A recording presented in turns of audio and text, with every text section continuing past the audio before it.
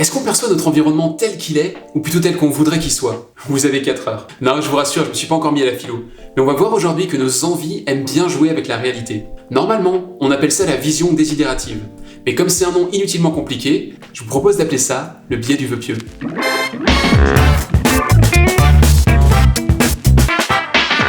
La première mise en évidence du biais du vœu pieux date de 1947.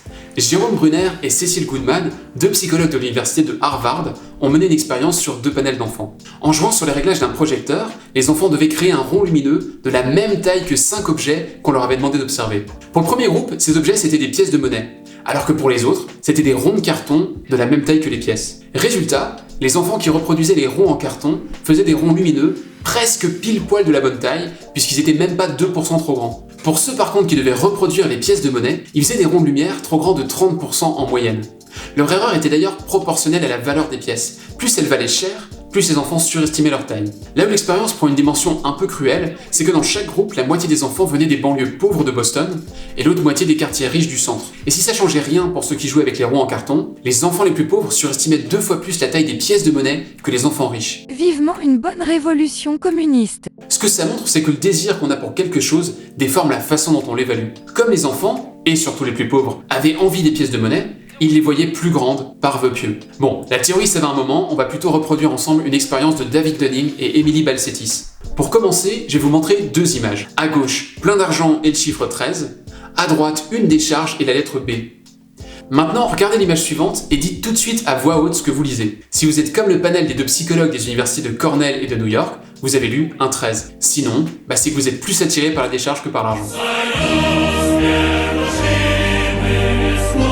Dans la même veine, Dunning et Balcetis ont aussi réalisé des expériences sur une illusion d'optique qu'on peut voir soit comme un phoque, soit comme un cheval. Et ce qu'ils ont démontré, c'est que vous verrez toujours spontanément l'animal associé au préalable à quelque chose de positif et qui vous fait envie. Toujours dans cette série de tests, les 2 chercheurs ont demandé à un panel de cobayes d'estimer leur distance vis-à-vis d'un billet de $100. Ils ont coupé le groupe en 2. On disait aux premiers qu'ils pouvaient gagner le billet, et aux autres que le billet appartenait au psychologue. Résultat, ceux qui espéraient remporter les $100 voyaient le billet 13% plus près d'eux que les autres. Allez, je vais vous parler d'une dernière expérience, cette fois c'était un jeu. Les participants devaient lancer un sac de haricots sur un bon d'achat, placé au sol devant eux. Il y avait des bons d'achat de $25 et d'autres de $0. Et si les cobayes atteignaient leur cible, ils gagnaient le bon d'achat. Le bilan, ils atteignaient les bons d'achat de $0 presque à chaque essai, alors qu'ils rataient ceux de $25 parce qu'ils tiraient trop court de 22 cm en moyenne. Pourquoi? Tout simplement parce que comme ceux-là, ils voulaient vraiment les gagner, ils les voyaient plus près qu'ils ne l'étaient. Alors oui, je vous ai pas expliqué les mécanismes qui expliquent le vœu pieux. En fait, il y a plusieurs hypothèses, mais pour l'instant, aucune preuve formelle qu'il y en ait une qui soit plus valable qu'une autre. Donc, on va se contenter de ce constat empirique. Ce biais existe et c'est assez important de le savoir. Déjà, parce qu'on peut se surveiller. Un travers courant qu'on a dans la vente, c'est de tomber amoureux de notre produit, service ou solution. Après tout, c'est humain, on en parle tous les jours, on a vu ce qu'il est capable de faire pour nos clients, du coup, on l'adore et à force, on le surestime. On en parle au lieu d'écouter les problèmes d'un prospect. On le pousse alors qu'objectivement, ça répond pas aux vrais problèmes. Bref, on en devient vraiment trop subjectif. Dans ces moments-là, ce qu'il y a de bien, c'est qu'il y a une solution simple qui remet la tête à l'endroit. Mais si, on en a déjà parlé. Vous voyez pas? Ah, ça détend, hein?